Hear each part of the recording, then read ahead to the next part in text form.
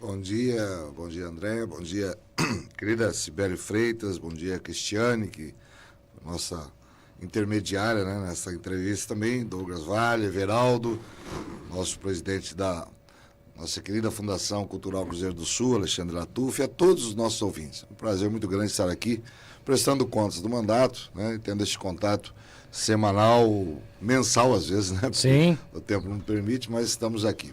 Bom, muito obrigado pelo convite. Vamos que vamos. E toda essa movimentação, a gente até falava aqui, né, no início da entrevista, deputado, dessa movimentação. Não estamos no período no ano eleitoral ainda, mas é incrível como a movimentação já acontece, todas essas movimentações, as tratativas. E é claro, algumas questões, principalmente a questão econômica do país, acaba surgindo de pauta também neste momento, até dentro do processo, já pensando no processo eleitoral, né? E a preocupação é claro, evidentemente também, com que as coisas melhorem para o nosso país, principalmente na questão econômica. Eu queria que o senhor passasse a impressão do senhor dos bastidores em Brasília, como é que o senhor está sentindo, mesmo faltando mais de um ano para o processo eleitoral, mas a gente percebe que as discussões começam a ficar cada vez mais acaloradas e cada vez se antecipando mais o ano eleitoral, né, deputado? Não sei se essa impressão minha está errada. Está perfeita. Na verdade, nós entendemos como política, num senso geral, apenas o ano eleitoral ou a eleição em si. Mas, na verdade, a política ela faz parte da vida da pessoa, desde que se entende como tal até o seu falecimento. A política determina a nossa vida familiar, as nossas regras, nossa conduta. A política determina a nossa educação, os meios que vamos ter para construir nossos bens, conquistar os impostos. A política faz parte da nossa vida. Mas o senso comum é que a política é só no ano eleitoral, alguns meses antes, né? Começa efetivamente. Na verdade, todo dia, a gente vai a Brasília toda semana discutir política. A gente vive isso diariamente. Vocês estão aqui trazendo informações diárias sobre política. Agora, é claro que vai havendo um acirramento, né? Porque os espaços vão ser ocupados. A gente tem um jargão muito forte que diz que não existe cadeira vazia. Haverá 70 deputados federais, haverá 94. Essa semana mesmo a Justiça afastou um e colocou outra. Mas não há cadeira vazia. Então, as cadeiras estão agora sendo disponibilizadas. No dia da eleição, aí sim elas ficam disponíveis. E o povo escolhe quem vai sentar naquela cadeira. Então, nós estamos já há um pouco mais de um ano, mas as movimentações já começam. Aqueles que querem ser candidatos já começam a olhar os partidos, as chapas, os programas, as tendências, né? O próprio desgoverno que aí está já começa a ser abandonado pelos seus aliados, porque as pessoas caminham durante um tempo, estão vendo a impopularidade, estão vendo que começa a haver uma resistência contra esse estilo de desgoverno que está aí, e já começam também a abandonar o navio. Daqui a pouco, partidos que têm ministério, né, alguns partidos aí que são de centro-direita, mas tem uma participação efetiva com ministérios dentro do próprio governo, daqui a pouco vão começar a abandonar também, porque eles vão pensar na sua sobrevivência. Aqui no nosso estado, né, que é um estado conservador, de direita, a gente vê esse movimento muito claramente na nossa cidade e também no nosso estado. Então, aí se começam as discussões, né? Quem vai ocupar qual cargo, os partidos estão se mobilizando para isso, montando as suas chapas eleitorais, porque isso atrai candidaturas, né? Não é só um candidato ter bastante voto. Ele precisa estar dentro de um contexto que há um coeficiente eleitoral, com muito voto ele não vai conseguir se eleger. Mas isso é a política partidária. Mas a política diária, né, nós não podemos desprezar. Até aquele que se diz apolítico. Eu não gosto de política. Pois então você vai ser governado por alguém que gosta de política. Eu não discuto política. Você vai ser governado por alguém que discute, porque a cadeira não ficará vazia. Então a gente incentiva a que se discuta política, uma boa política, saudável, que haja cobrança, sabe, que haja sugestões. Estamos aqui hoje debatendo a boa política, prestando contas e respondendo também os questionamentos dos cidadãos. O senhor mencionou um ponto importante que me chamou a atenção, já que começa a sentir essa possível migração de apoiadores do atual governo, descontentes com a questão da forma que estão sendo conduzidas as coisas no governo federal. são mais os partidos do centro, acredito eu, né? Dificilmente a gente vai ver talvez um partido de uma vertente de esquerda não apoiar o atual governo. O senhor sente que realmente o chamado centrão já começa a rever seu posicionamento político, já migrar também para o candidato que deve se apresentar ainda, né? Da direita? Como é que o senhor está vendo isso? Se é o centrão realmente que deve mexer também com o processo eleitoral, deputado? Esse apelido centrão ficou como que um termo pejorativo, né? Hoje o centrão é culpado disso, daquilo. Que acaba sendo o fiel da balança, né? A verdade é que há dois extremos, né, de direita e esquerda, e há uma linha realmente neste meio que ora pende para um lado e ora pende para o outro. Muitos desses do chamado centrão foram eleitos debaixo da bandeira da direita, né? Debaixo da bandeira de Bolsonaro, debaixo da bandeira, né, do Deus, Pátria, Família, usaram também esse jargão, mas quando chega lá acabam tendo um comportamento diferente. Um grande exemplo que tivemos isso no passado recente foi da Joyce Hasselmann, que teve 1 milhão de votos, né, numa eleição, e na outra caiu para 10 mil votos. A maior perda eleitoral de alguém, porque também se elege debaixo de uma bandeira, e o nosso eleitorado, ele é fiel àqueles que respeitam a fidelidade das suas bandeiras. Alguém esses dias estava me cobrando, o senhor é deputado de todos? Não, eu não sou deputado, eu sou deputado de uma classe que eu represento. Eu não concordo com algumas políticas. Eu não sou um deputado que vai lá, por exemplo, defender a marcha da maconha. Eu não sou um deputado que vai lá para defender o aborto. Eu não sou um deputado que vai lá para defender algumas leis que agridem a família, e mesmo economicamente. Então eu sou deputado da minha classe, daqueles que me elegem, daqueles que pensam como eu. Porque se eu chegar lá, eu vou ser o deputado de todos. Então eu tenho que votar. Essa pauta não é minha, mas ela é de todos. E eu não me alinho a isso. O conjunto desses deputados, desses representantes, é que forma a democracia. Ora perdemos, ora ganhamos, né, ora discutimos, ora recuamos, avançamos, mas esta é a boa política que realizamos dentro daquilo que entendemos como sendo as nossas pautas. E hoje eu estou defendendo essas pautas há muitos mandatos e continuo fiéis a essas pautas, aliado a elas. Talvez por isso a gente tenha essa longevidade política também. Deputado, com relação a... O senhor disse, é deputado de uma classe que elegeu o senhor. O brasileiro, hoje, ele já está um pouco mais educado politicamente, já conhece mais de política, já está mais preparado para isso. A gente tem visto aí em alguns momentos, por exemplo, em algumas universidades, em alguns centros acadêmicos, as pessoas discutindo um pouco mais de política. Mas fora desses locais, o senhor, com as suas andanças Brasil afora, já vê que o brasileiro está um pouco mais preparado para discutir política? O advento da internet, das mídias sociais, ela trouxe para dentro de casa, ou dentro das nossas rodas, essa discussão política. Hoje, todos entendem de política, né? Porque eles seguem aqueles que têm o seu viés de pensamento. Então, alguém de direita segue os deputados de direita. Aumentou muito a cobrança sobre nós. Até algum tempo atrás, as mídias aqui, como rádio, TV, informavam o nosso trabalho, né? Mas hoje é full time. Hoje você está lá, deputado, e aí, como é que vai votar esse projeto? Onde o senhor está? E estamos lá, estamos, né, nos adaptando a isso. Nós temos uma longevidade, como eu disse, a primeira eleição minha foi em 1992, né? O André não tinha nem nascido ainda, né? 92 já? Já tinha. Já. Tinha uns 6 aninhos já, meu deputado. O voto foi no papel, André. A gente ficava lá de madrugada acompanhando. A Sibeli não tinha nascido ainda. Já tinha também. Aqui todo mundo nasceu, todo mundo aqui já tinha nascido. Foi meu primeiro voto, foi no papel, então é isso. Acho que a Duda não. Acho que não é a Duda. Só a Duda, por enquanto. Então a gente vem de um tempo em que essa evolução é muito clara, muito nítida.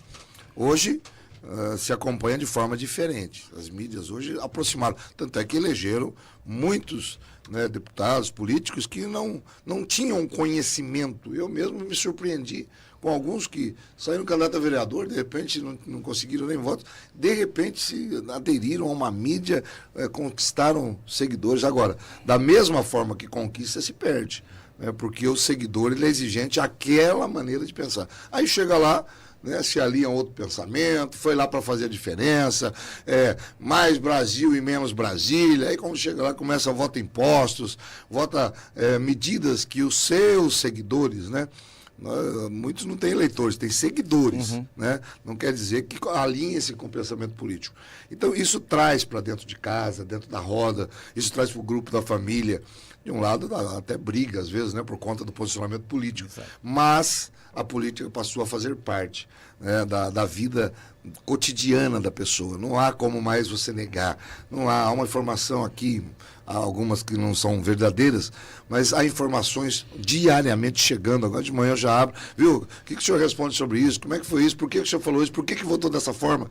E a gente procura, obviamente, né, dentro do nosso espectro, estarmos conectados também, informando. Eu tenho um boletim informativo semanal que eu envio para quantos estão cadastrados. Milhares de pessoas semanalmente recebem a informação da minha semana, do meu trabalho, do que vai ser votado. E muitos, né, no estado todo, a gente tem voto em mais de 600 municípios, né? Então a gente tem também um espectro aí de trabalho mais ampliado, que faz com que a gente também esteja mais em movimento. Aí, deputado, a gente vê aqui até no nosso YouTube, hoje a gente já comentou sobre isso aqui, o Renato Order, por exemplo, fazendo um comentário que o senhor deve ter ouvido e a gente ouve dos nossos ouvintes, familiares, as pessoas que a gente convive, falando que deveria acabar com as eleições, porque não existe mais motivo para escolher presidente, senador, e deputados, e assim vai. Afinal de contas, o STF está mandando em tudo. Com a análise do senhor sobre isso. Renato, né? Renato, nós temos ouvido isso também. Nós temos ouvido isso, né? E lamentamos que muitas das competências nossas estejam sendo invadidas. O Constituinte, em 1988, quando ele elaborou a Constituição, ele manteve os freios e contrapesos, poderes que alinhados se controlam, para que nenhum poder se sobreponha ao outro. A Constituição hoje tem centenas de projetos para ser emendada. Nós precisamos de uma nova Constituição. A definição dos poderes não está clara. E a intromissão, as competências que nós entendemos ser extremamente prejudicial à democracia, ela está acontecendo. Nesses freios e contrapesos, quem tem o poder para controlar, né, ações do Poder Judiciário é o Senado da República. Por isso se reveste de tanta importância, a gente tem ouvido tanto falar, o próprio ex-presidente Bolsonaro tem dito, me deem um Senado, me deem uma Câmara, que eu mudo o Brasil, porque este freio contrapeso exige isso. Inicia-se um processo de impeachment de presidente da República pela Câmara, mas este freio diz que o Senado é quem inicia este processo em relação ao Supremo. Todos nós entendemos que está havendo, né, esse desequilíbrio, esse desbalanço nas ações, e nós também estamos, né, recebendo esse tipo de crítica. Mas, Renato, eu ainda acredito na democracia. Eu ainda acredito. Houve, no passado, ditaduras do legislativo, houve ditaduras de executivo, e hoje talvez estejamos enfrentando um momento difícil, né, em que o judiciário está se sobrepondo e, muitas vezes, no nosso entendimento, avançando sobre competências que não são suas. E eu acredito ainda em uma nova eleição, acredito no equilíbrio, acredito talvez até numa nova Constituinte, para que a gente defina os papéis. Agora, se fizermos uma nova Constituinte hoje, o poder econômico, o poder das facções, o poder do crime organizado está tão grande que nós não sabemos quem vai ser eleito para elaborar essa nova Constituição. Então tudo isso tem que ser pensado. Está ruim hoje, vamos fazer uma nova Constituição. É feita por pessoas, é feita por deputados, é feita por pessoas eleitas pelo povo. E nós estamos vendo, inclusive, o avanço do crime organizado sobre as eleições, sobre os governos municipais, estaduais, federais, sobre as instituições. Estamos vendo o que aconteceu aí no INSS. É uma vergonha. Eu assinei a CPI, estou me credenciando para fazer parte da CPMI. Bilhões foram roubados. E aí vem o governo, candidamente, e apresenta ao Supremo Tribunal Federal um programa, um projeto, né, para devolver o dinheiro para os aposentados. É claro que temos que devolver, corrigido esse dinheiro. É claro que temos que colocar na cadeia quem roubou bilhões dos aposentados. Agora, este plano não contempla, por exemplo, como é que vamos trazer de volta do sindicato, das associações, daqueles que roubaram. Então, quer dizer, alguém roubou, o governo falou, não, eu vou pagar para o aposentado para não ter problema. Mas espera aí, alguém levou esses 50, 40 bilhões de reais. E vai pagar uma parte mínima, O diga-se governo de vai pagar passagem duas também, vezes, né? E não se está falando em punir os culpados. Né? Não, vamos devolver. Ótimo, sou a favor de devolver corrigido. Mas também sou a favor de punir quem roubou. Né? E por isso assinamos uma CPMI que está em fase de instalação. E o governo se apressa e vai ao Supremo e faz um acordo. Não, vamos devolver rapidamente, já faz um calendário de devolução. Né? Porque tem até parente do atual presidente da República envolvido aí como dirigente sindical, né? Está dentro de uma dessas entidades que também está acusada de desvio de dinheiro. Então, tudo isso faz com que a gente, muitas vezes, tenha essa descredibilidade que o Renato está falando. Ah, não precisamos disso. Agora, Renato, se com todo esse freio que estamos lá, votando, acabamos de derrubar aí o IOF, né? Ah, mas o ministro suspendeu de todo. Se com todo esse nosso esforço ainda temos esse problema, imagina se não tivéssemos. Imagina se houvesse um governo supremo, como vemos no Irã, por exemplo, né, onde é imposto uma regra de conduta, onde é imposto uma maneira de viver. Então, ainda acreditamos na democracia. Deputado, assim como disse o André, o senhor deu uma fala aí que me chamou a atenção. Uma nova constituinte, a gente reformar a Constituição brasileira. Mas nesse momento, deputado, não acaba sendo de tudo isso que a gente tem visto, tudo isso que o senhor falou, não acaba sendo até um pouco temerária você instalar uma Assembleia Constituinte para rever essa Constituição com todas essas mandos e desmandos, com todos esses afazeres, principalmente do judiciário, também contra as casas de leis, o legislativo brasileiro? Douglas, muito bem observado, né? Eu também fiz essa observação, porque a Constituição é feita por pessoas, sim, né? Pessoas eleitas pelo povo. E muitos dos eleitos podem não representar exatamente o pensamento daqueles que o elegem. Né? O poder econômico é muito forte, a pressão sobre a sociedade na hora do voto é muito forte. Nós não estamos aqui cegos a isso, nem alheios a isso. Nós estamos vendo que isso acontece. Eu estava vendo um documentário recente que chamava a atenção dos países que prosperaram na pós-guerra, na última guerra. E cita 2 países que foram derrotados na guerra, Alemanha e Japão, que se desenvolveram extremamente no pós-guerra. Viraram potências também. E a pessoa dizia que um desses motivos seria a queda dos lobbies. Com o advento da guerra e a derrota, os lobbies também foram derrotados.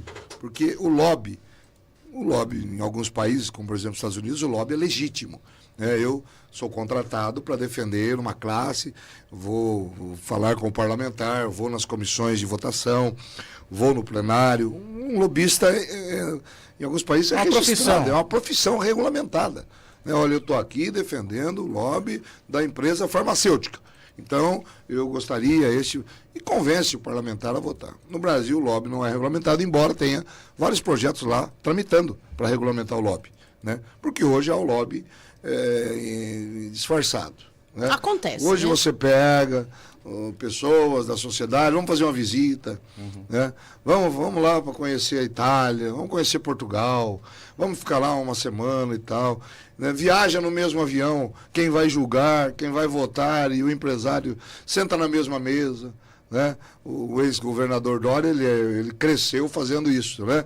Ele fazia os seus encontros de liderança e aproximava as pessoas. Não é crime nenhum, mas de repente eu estou sentado na mesa daquele que eu vou julgar, eu estou sentado na mesa do projeto que eu vou votar, que tem interesse para aquela empresa determinada. Né? E de repente começa a ver, então, essa sinergia que muitas vezes a gente não entende. Né? Como é que, por exemplo, uma JBS que está lá, né, sendo processada por bilhões, que desviou, que roubou, que foi supostamente, né, desviado, roubo, e eu sento daqui a pouco com o deputado que vai fazer o projeto, né, para anistiar aquela empresa, aquele setor econômico. Então, essa questão dos lobbies faz com que a gente se preocupe numa nova constituinte, né, que seria muito bom se a gente redefinisse os poderes, né, porque um está acusando o outro de influência, de ingerência, de avanço, mas também ressaltei, e você muito bem lembra, que que somos eleitos pela nossa sociedade, né? E pode ser que os 3 estados da federação, onde hoje temos mais pessoas recebendo recursos de bolsas, de programas, que deveriam ser programas temporários, né? Deveriam ser programas temporários, hoje também são aqueles que acabam elegendo, e é lógico que há uma tendência de votar em quem os alimenta, em quem os ajuda. Então nós temos que tudo isso levar em consideração para que tenhamos. Nós temos um país tão lindo, um país tão abençoado, um povo tão abençoado, e nós às vezes não conseguimos, como políticos, reproduzir isso nas leis e no comportamento que deveríamos ter. E me incluo aí, porque também sou político, também estou dentro desse contexto, e digo isso com tristeza, né? E nós gostaríamos de ter um mundo ideal. Nós estamos no mundo real e tentamos fazer parte de alguém que muda, que quer mudar essa situação. Às vezes não conseguimos, nos frustramos também, mas não desistimos da nossa luta. E só para finalizar com o deputado Jefferson Campos, até porque estamos no limite do nosso horário, deputado, acho que um ponto importante também são as medidas a serem adotadas para resolver o mais rápido possível, a curto prazo, as questões que ainda preocupam, principalmente na área econômica. Como é que o senhor está vendo essa movimentação? Você acredita que a curto prazo será possível resolver tudo isso? Ou, com o ano eleitoral chegando, isso fica cada vez mais complicado? Só o próximo governo? Sem dúvida alguma, você tocou num ponto nevrálgico, porque a política, enquanto estamos lá discutindo, Brasília, ou aqui mesmo, na política local, estadual, a pessoa diz, isso não me diz respeito. Eu já elegi o meu representante e não me diz respeito. Diz respeito, sim, porque cada decisão que nós tomamos, ela não é neutra. Ela agrada um e desagrada outro. E a economia, quando chega lá, e o tomate, que agora é o vilão, né? Tá R$13 o quilo do tomate, esses dias estava 3, 4, isso aí a pessoa, nossa, mas como subiu o preço dos alimentos? Ah, deve ser o frio, deve ser geada, deve ser também. Mas a política que nós votamos e vivemos, ela influencia, sabe, na casa própria, influencia no alimento, influencia nas roupas, né? A taxação que temos aí até na Shopee, até as blusinhas da Shopee, né, foram taxadas. Agora vem o IOF que estão querendo taxar. Ah, não me diz respeito, isso é para os ricos. Não, isso é para todo mundo. Os bancos, eles estão crescendo, o banco não está perdendo dinheiro, não. O banco continua crescendo. Este governo, ele está batendo um recorde, perdão que estou com a garganta meia afônica, ele está batendo o recorde, né, o lucro dos 3 maiores bancos brasileiros, privados, não é a Caixa Econômica do Banco do Brasil, não, banco privado do país, ele subiu 22%, ele faturou 74 bilhões e 800, agora no governo Lula, em 2024, subiu 22%, ó, 22%, né? Com a participação até do TCU, o governo salvou negócio bilionário dos irmãos batistas. Nós acompanhamos isso, né? Super rico, aqui não é pobre, não é defensor dos pobres, não, né? Os mais pobres poderiam ter mais dificuldade para absorver impactos indiretos de alta do IOF, diz os tributaristas, mas a verdade é que a taxa das blusinhas, né, incide sobre os mais pobres. Então, essa conversa, né, houve agora um grande movimento, uma campanha publicitária, nós contra eles, os ricos contra os pobres, o Congresso quer beneficiar os ricos. Eu não discordo que haja votações que às vezes são distorcidas, mas toda a população paga o preço de uma má política, principalmente os mais pobres. Então, essa peça publicitária que estão comemorando, né? Estamos jogando o Congresso às traças, aos leões, né? Os ricos contra os pobres, né? As cores diferentes, as opções sexuais diferentes. Isto não é bom, não é bom, né? Eu vou citar minha veia pastoral, que fala da bênção de Deus, quando há união, né?